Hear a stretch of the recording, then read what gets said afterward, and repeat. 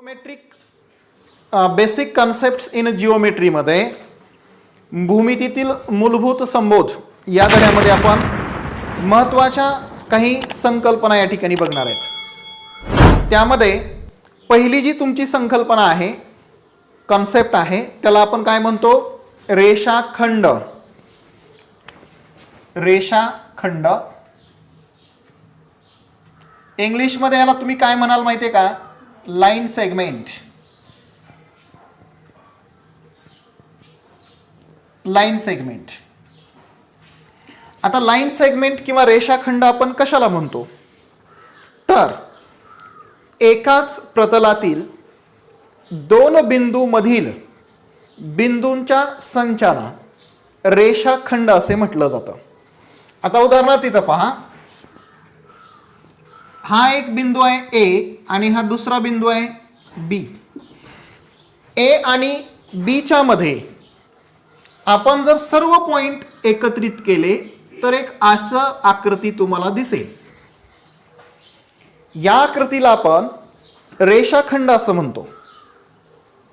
रेषाखंड हा ए पासून बी पर्यंतच असतो. यामध्ये येणारे सर्व बिंदू, यामध्ये ए ला व बी ला अंत्यबिंदू असं या ठिकाणी म्हटलं जातं, किंवा इंग्रजी भाषेमध्ये त्याला एंड पॉइंट्स असं म्हटलं जातं.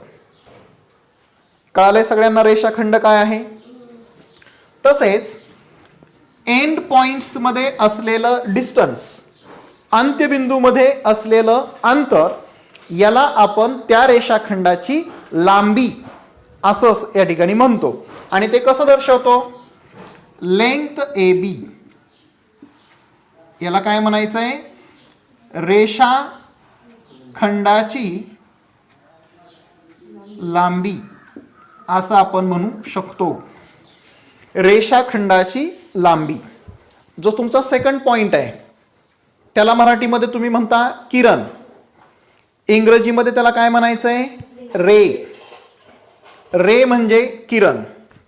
आता किरण ही संकल्पना भूमितीमध्ये अनेक ठिकाणी आपल्याला आवश्यक आहे. त्यासाठी ते काय आहे हे समजून घेऊ. तर पहा, मी इथं एक रेषाखंड ए बी प्रथम घेतलेला आहे. रेषाखंड ए बी मध्ये मी पी बिंदू असा घेतलेला आहे की A dash B dash P असं होईल. याचा काय अर्थ होतोय?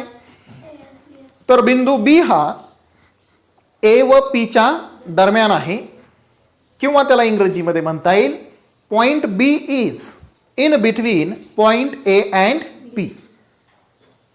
कळालंय सगळ्यांना हे? आता किरण म्हणजे मग नेमकं काय आहे? तर किरण हा ए बी व पी अशा सर्व बिंदूंचा संयोग संच आहे, युनियन सेट आहे. म्हणजे पी प्रमाणे बीच्या पुढे किती बिंदू आहेत? अनंत आहेत. कारण हे ॲरो दाखवलेला आहे, बाणाचं चिन्ह, याचा अर्थ असा आहे की हा किरण उजव्या दिशेला अनंतापर्यंत वाढत जातो आहे आणि त्यावर पी सारखे अनंत बिंदू आहेत. मग अशा प्रकारच्या आकृतीला तुम्ही काय म्हणता? किरण. किरणामध्ये ए पाशी हा किरण थांबलेला असतो, तर बीच्या दिशेला किंवा पीच्या दिशेला तो तसाच वाढत गेलेला असतो. ए या बिंदूला या ठिकाणी मराठीत आरंभ बिंदू बर का, तर इंग्रजीमध्ये ए ला स्टार्टिंग पॉइंट किंवा ओरिजिन असंही म्हटलं जातं. स्टार्टिंग पॉइंट किंवा ह्याला तुम्ही म्हणू शकता काय? ओरिजिन. ओरिजिन म्हणजे काय? उगमस्थान, जिथून किरणाची सुरुवात होते. समजलंय सर्वांना हे? तर याला आपण किरण असं म्हणतो. ह्याला लिहायचं कसं? मराठीमध्ये तुम्ही किरण ए बी असं लिहू शकता, इंग्रजीमध्ये त्याला रे, रे ए बी असं लिहू शकता. लक्षात ठेवा, किरणाचं नाव लिहित असताना आरंभ बिंदूच आधी लिहायचा आहे. कळतंय ना? म्हणजे किरण लिहिताना बी ए लिहून चालेल का? नाही चालणार. कारण का आरंभ बिंदू आधी लिहिणे हा त्याचा नियम आहे. म्हणून आपण किरणाचं नाव लिहित असताना कधीही त्याला ए बी लिहा, ए पी लिहा, काही लिहा, पण ए नाव हे आधी लिहा. आता कन्सेप्ट नंबर 3, तिसरी जी संकल्पना आहे तिचं नाव आहे रेषा. इंग्रजीमध्ये याला आपण लाईन असं या ठिकाणी म्हणतो. आता लाईन म्हणजे काय असतं पहा. प्रथम आपल्याकडं एक रेषाखंड ए बी आहे आणि A B रेषाखंडापासून me A B हा एक किरण काढलेला आहे, तर त्याचाच विरुद्ध किरण बी ए काढलेला आहे. तर रेषाखंड ए बी मध्ये येणारे सर्व बिंदू, तसंच किरण ए बी वर पी प्रमाणे येणारे बिंदू, तर किरण बी ए वर क्यू प्रमाणे येणारे सर्व बिंदू, या सगळ्या बिंदूंचा संयोग संच याला तुम्ही काय म्हणता? रेषा. थोडक्यात काय तर रेषा ही दोन्ही दिशेला अनंतापर्यंत वाढत जाते. आणि आपण रेषेला कसं लिहितो? तर रेषा ए बी असं तुम्ही म्हणू शकता, किंवा ह्याला लाईन ए बी असं इंग्रजीमध्ये म्हणू शकता. कळालंय रेषा काय आहे? तर थोडक्यात एकच सिंपल इथं गोष्ट लक्षात ठेवा, अशी रचना ज्यामध्ये रेषाखंडाला दोन्ही बाजूस अनंतापर्यंत वाढवलं जातं. चौथा जो पॉइंट आहे रेषाखंडांची एकरूपता. त्याला इंग्रजीत काय म्हणायचं आहे? Congruent segment. आता मी इथं 2 सेगमेंट घेतलेत, ए बी आणि सी डी. ह्या 2 सेगमेंटमध्ये जर लेंथ ए बी आणि लेंथ सी डी इक्वल असेल, म्हणजे दोन्ही रेषाखंडांची लांबी समान असेल, तर segment A B is congruent to the segment C D असं तुम्ही म्हणू शकता. म्हणजेच दोन्ही रेषाखंड ए बी आणि सी डी एकरूप आहेत असं तुम्ही म्हणू शकता. तुम्हाला असं आहे रेषाखंडाच्या एकरूपतेचे गुणधर्म, प्रॉपर्टीज ऑफ कॉन्ग्रुअंट सेगमेंट. आता कॉन्ग्रुअंट सेगमेंट म्हणजे काय? तर एकरूप रेषाखंड. एकरूप रेषाखंडांमध्ये आपण विविध अशा प्रकारच्या प्रॉपर्टीज किंवा गुणधर्म या ठिकाणी सांगू शकतो. त्यामध्ये पहिला जो गुणधर्म आहे त्याला नाव आहे परावर्तनता. इंग्लिशमध्ये रिफ्लेक्सिव्हिटी असं या ठिकाणी म्हणतो आपण. आता याचा काय अर्थ असतो? तर पहा मी इथं थोडक्यात लिहितो. सेगमेंट किंवा रेख ए बी, एकरूप रेख काय लिहिता येईल? A B. ह्याचा अर्थ काय होतो? तर प्रत्येक रेषाखंड हा स्वतःशीच एकरूप असतो. Every line segment is congruent to itself. कळतंय? म्हणजे स्वतःलाच एकरूप असतो. आता प्रत्येक जण स्वतःला एकरूप असतोच. सेकंडमध्ये सांगितलंय सममितता, सिमेट्री. सिमेट्री याचा अर्थ काय? जर रेख ए बी हा रेख सी डीला एकरूप असेल, तर रेख सी डी सुद्धा कसा असतो? रेख ए बीला एकरूप असतो. म्हणजे जर पहिला रेषाखंड दुसऱ्याला एकरूप असेल, तर दुसरा हा कुणाला एकरूप असतो? पहिल्याला एकरूप असतो. समजलंय? यानंतर आहे संक्रामकता. त्याला आपण ट्रान्सिस्टिव्हिटी असं या ठिकाणी म्हणतो. ट्रान्सिस्टिव्हिटी, संक्रामकता याचा काय अर्थ होतो पहा.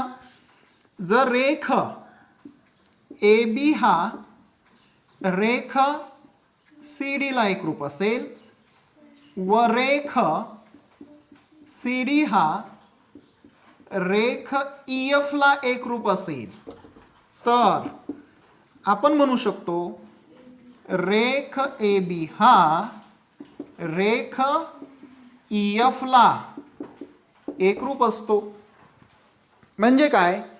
जर पहिला रेषाखंड हा दुसऱ्याला एकरूप असेल आणि दुसरा रेषाखंड हा तिसऱ्याला एकरूप असेल, तर पहिला रेषाखंड हा तिसऱ्याला एकरूप असतो. समजतं याचा अर्थ? तर अशा पद्धतीनं ह्या 3 प्रॉपर्टीज तुम्हाला लक्षात ठेवायच्यात रेषाखंडाच्या एकरूपतेसाठी. कशासाठी? द प्रॉपर्टीज ऑफ कॉन्ग्रुअंट सेगमेंटसाठी. पॉईंट नंबर आहे 6. यामध्ये पाहायचंय रेषाखंडाचा मध्यबिंदू, ज्यालाच तुम्ही म्हणता mid point of a segment. आता समजा आपल्याकडे इथं एक असा काय आहे सेगमेंट आहे, रेषाखंड आहे, ज्याचं नाव आहे ए बी.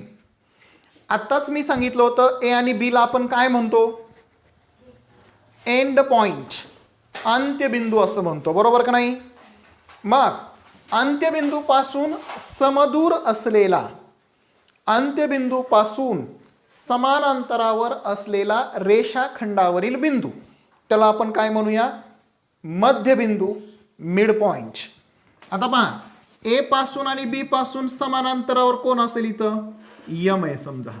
तर हा पॉइंट यम, ह्याचं वैशिष्ट्य काय, जेवढं त्याचं अंतर ए पासून आहे तेवढंच ते बी पासून आहे. म्हणजेच काय, तर डिस्टन्स ए एम बरोबर डिस्टन्स बी एम, हे डिस्टन्स कसे आहेत, समान. म्हणून point M is mid point. Point M ला काय म्हणायचं, mid point. Comparison of segments, रेषाखंडांची तुलना. रेषाखंडाची तुलना कशी करायची, तर पहा, ज्या रेषाखंडाची लांबी जास्त असेल तो रेषाखंड हा मोठा असेल. अ line segment having a greater length is bigger. ठीक आहे, अँड व्हाईस वर्सा, उलट, त्याच पद्धतीने उलट, ज्याची लांबी लहान असेल तो कसा असेल, लहान असेल. आता इथं आपण थोडक्यात सांगू, जर लेंथ ए बी ही लेंथ सी डी पेक्षा कशी असेल, जास्त असेल, इज ग्रेटर म्हटलंय, तर segment A B is greater than segment कोणचा, सी डी. कळलं ना. जर ए बीची लांबी सी डी पेक्षा जास्त असेल तर ए बी रेषाखंड सी डी पेक्षा मोठा असतो. रेषाखंडाची किंवा किरणाची लंबता, त्यालाच इंग्रजीमध्ये परपेंडिक्युलॅरिटी ऑफ सेगमेंट ऑर रे असं आपण म्हणू शकतो. आता पहा रे, जेव्हा रेषाखंड ए बीला किंवा किरण ए बी असेल किंवा किरण बी ए असेल किंवा रेषाखंड ए बी असेल, याला जेव्हा एखादी रेषा छेदून जाते, समजा ती कोणत्या बिंदूत छेदते, इथं ओ बिंदूत छेदते, आणि छेदनबिंदूमध्ये छेदले असताना इथं प्रत्येक कोन किती मापाचा करते, 90 अंशाचा करते, 90 डिग्री करते. त्यावेळेस ही रेषा सी डी हा रेषाखंड असेल किंवा किरण असेल, ह्याला कशी आहे म्हणता येतं, लंब आहे असं म्हणता येतं. इंग्लिशमध्ये त्याला परपेंडिक्युलर आहे असं आपण म्हणतो. आता ही परपेंडिक्युलर आहे तर मग कसं लिहायचं आहे, समजा मी म्हणतो की हा सेगमेंट कोणचा आहे, ए बी सेगमेंट आहे, तर आपण म्हणू line C D perpendicular segment A B, हे असं चिन्हाच्या आधारे लिहिलं जातं. मग सेगमेंट ए बी घेतला तर तुम्ही सेगमेंट लिहायचं, किरण घेतला असेल तर रे घ्यायचं, आणि रेषा घेतली असेल तर लाईन ए बी लिहायचं. बिंदूचे रेषेपासूनचे अंतर, distance of A point from A line. आता याचा काय अर्थ आहे, तर एक आपल्याकडं काय लाईन आहे ए बी रेषा, आणि ह्या रेषेच्या बाह्य भागात इकडं कुठंतरी असा एक पॉईंट घेऊ आपण पी. तर ह्या पॉईंट पीचे रेषेपासूनचे अंतर किती आहे असं जेव्हा आपल्याला काढावं लागेल किंवा आपल्याला विचारलं जाईल, त्यावेळेस तुम्ही हे अंतर कसं घेणार. आता पहा, मी हे अंतर असं तिरकसं घेऊ शकत नाही, हे अंतर मी असं घेणार नाही. हे अंतर घेताना मी काय करन, तर पॉईंट पी पासून आपल्या रेषा ए बी वर एक काय काढेन, लंब रेषा काढन, याला आपण परपेंडिक्युलर म्हणतो है ना. तर आपण पॉईंट पी पासून ए बी वर एक परपेंडिक्युलर ड्रॉन करू, लंब रेषा ड्रॉन करू, आणि हे जे अंतर येईल, आता समजा हा परपेंडिक्युलर इंटरसेक्शन पॉईंटला आपण क्यू नाव देऊ, तर डिस्टन्स पी क्यू जे आहे ना, डिस्टन्स पी क्यूला आपण काय म्हणतो, पी बिंदूचे रेषा ए बी पासून चे अंतर असं म्हणतो. लंब अंतर घेतलं जातं, असं तिरकस अंतर घेतलं जात नाही. लक्षात ठेवा, हे असं हे असं हे असं अंतर घेतलं जात नाही. अंतर घेताना काय काढायचं असतो, परपेंडिक्युलर ड्रॉन करायचा असतो. तर डिस्टन्स पी क्यूला पॉइंट पी चे लाईन ए बी पासूनचे डिस्टन्स असं आपण म्हणतो.